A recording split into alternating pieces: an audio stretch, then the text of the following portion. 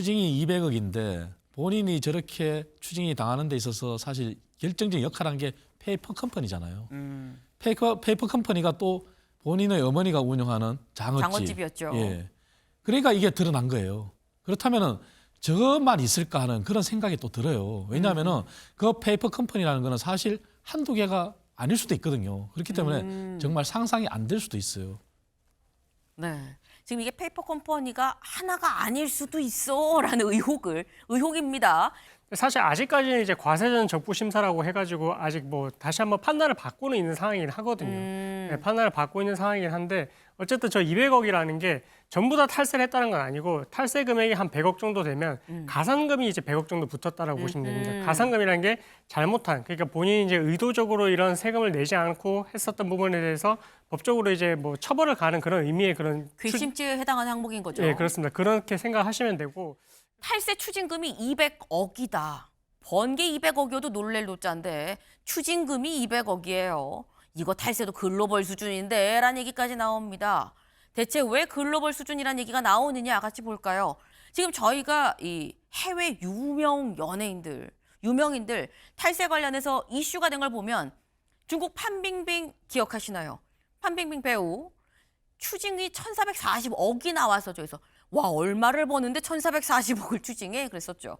정성 540억 추징금, 크리스티아노 호날두는 240억 많이 버는 건 알고 있지만 웨슬리 스나이프스 230억 그리고 윌리 넬슨이 220억, 덕룬 206억 근데 차은우도 얘 질세라 200억이다라는 거예요. 근데 그렇게 생각을 하면 이게 이창근 위원님 얼마를 벌면 200억이 세금이야라는 생각이 들거든요. 사실 그 버는 금액에 대해서는 우리가 상상할 수 없을 것 같아요. 네. 왜냐하면 상상이 안 돼요, 사실. 그렇죠. 네. 왜냐하면 차은우 추징이 200억인데 본인이 저렇게 추징이 당하는 데 있어서 사실 결정적인 역할을 한 게 페이퍼 컴퍼니잖아요. 페이퍼 컴퍼니가 또 본인의 어머니가 운영하는 장어집이었죠. 예. 그러니까 이게 드러난 거예요. 그렇다면은 저것만 있을까 하는 그런 생각이 또 들어요. 왜냐하면은 그 페이퍼 컴퍼니라는 거는 사실 한두 개가 아닐 수도 있거든요. 그렇기 때문에 정말 상상이 안 될 수도 있어요. 네. 지금 이게 페이퍼 컴퍼니가 하나가 아닐 수도 있어라는 의혹입니다. 의혹을 지금 제기를 하셨어요. 근데 이게 암만 돈을 얼마나 많이 버는지는 알 수 없습니다만 막 재벌 부자라고 해도 현금은 사실 없을 수도 있죠. 200억을 지금 당장 내놓으라고 하는데 이경미 변호사님 200억 이거 내는 거 사실 쉽지 않을 것 같긴 하거든요. 만약에 못 내면 어떻게 되는 겁니까? 뭐 못 내면은 사실 이제 그에 따라서 강제 집행을 하려고 할 강제 것이고, 집행. 예, 본인의 재산에 대해서 또 이제 그렇게 이제 진행이 될 텐데, 사실 아직까지는 이제 과세전 적부 심사라고 해가지고 아직 뭐 다시 한번 판단을 받고는 있는 상황이긴 하거든요. 예, 판단을 받고 있는 상황이긴 한데, 어쨌든 저 200억이라는 게 전부 다 탈세를 했다는 건 아니고 탈세 금액이 한 100억 정도 되면 가산금이 이제 100억 정도 붙었다라고 보시면 됩니다. 가산금이라는 게 잘못한 그러니까 본인이 이제 의도적으로 이런 세금을 내지 않고 했었던 부분에 대해서 법적으로 이제 뭐 처벌을 가는 그런 의미의 그런 괘씸죄에 해당하는 항목인 거죠. 예, 그렇습니다. 그렇게 생각하시면 되고 그래서 200억 정도 됐다라고 할 것 같으면은 그러면 사실 벌어들인 수익은 뭐 500억 이상이 될 거다 이렇게 추정을 해볼 수는 있을 것 같거든요.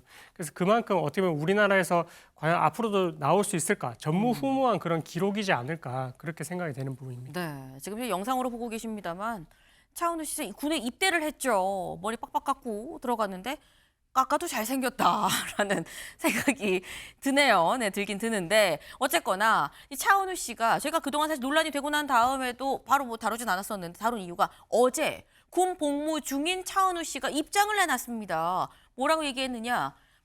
일각에서 그런 얘기가 있었어요. 이거 지금 탈세 이것 때문에 이거 피하려고 도망간 거 아니야 군대로 얘기를 했는 얘기가 있었는데 여기에 대해서 이번 논란을 피하기 위한 의도적인 선택이 아니다라고 얘기했어요. 지난해 7월 입대를 했죠. 7월에 입대한 건 더는 미룰 수 없어서 세무조사 절차가 마무리 짓지 못한 상태로 어쩔 수 없이 입대를 한 겁니다. 다만 저희 부족함에서 비롯된 오해이기 때문에 책임을 깊이 통감합니다. 라고 얘기를 했어요. 네. 지금 7월에 입대해서 지금 육군 군악대로 지금 임무를 하고 있는데 앞으로 진행되는 거 관련해서 성실하게 잘 조사를 받고 책임을 다하겠다라고 얘기를 했는데 입대 지금 딱 보시는 게 지금 군복을 입은 그런 모습인 거죠. 입대할 때 모습 잠깐 같이 볼까요? 지금 군복 무중인 모습. 네. 한 두세 살 이후로 가장 짧은 것 같은데 어색해. 느낌 좋아. 몸도 마음도 단단해져서 또 만납시다. 그러면 난 여기서 인사할게요. 안녕. 잘 갔다 올게. 제가 진행자로서 이 자리에 서게 될 거라고는 배우 차은우라고 합니다. 네, 들어갈 땐 빡빡 깎고 들어갔는데 중간에 잠깐 또 에이펙 사회를 볼 때도 머리가 그새 좀 자라긴 자랐어요. 근데 어쨌거나 논란이 되고 나니까 아이 그때 다 알면서 아무렇지 않게 뭐 사회 봤던 거야 뭐 이런 얘기 알면서 군대 피하려고 도망간 거 아니야라는 얘기가 나온다는 거죠. 근데 이번에 막 200억이 추징된 게 역대급이죠. 그야말로. 근데 여기에 대해서 전 국세청 조사관이 이렇게 얘기를 합니다. 잠깐 들어보시죠.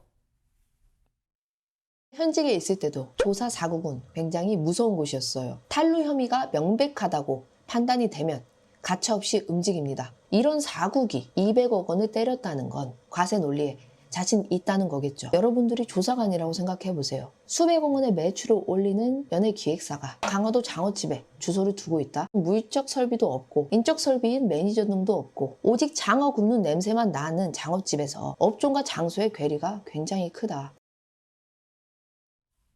설명이 귀에 쏙쏙 들어와요. 장어 냄새만 나는 장어집에서 무슨 매니지먼트를 하겠냐라고 지금 얘기를 하고 있는데 이게 이경민 변호사님 사실 이 조사 사국은 저승사자라고 표현이 되기도 하지 않습니까? 맞습니다. 이제 재계 저승사자라고 해가지고 비정기적으로 이제 움직이게 됩니다. 그만큼 이제 어느 정도의 탈루 의혹이 포착이 됐을 때 그때 이제 착수를 하게 된다라고 보시면 되고 그래서 이 차은우 씨가 이제 어쨌든 이런 부분들이 이제 어떻게 보면 감춰지지 않는 부분들이 너무나 많다 보니까 결국 이제 본래는 이제 기획사를 이제 하기를 하다가 이제 드러나게 된 거거든요. 그렇기 때문에 이런 부분들이 앞으로도 조금 더 드러나게 될 것 같습니다. 네. 지금 결국 얘기는 뭔가 빼박 증거가 있으니까 건드린 거 아니겠느냐라는 지금 얘기가 나오고 있다는 거죠.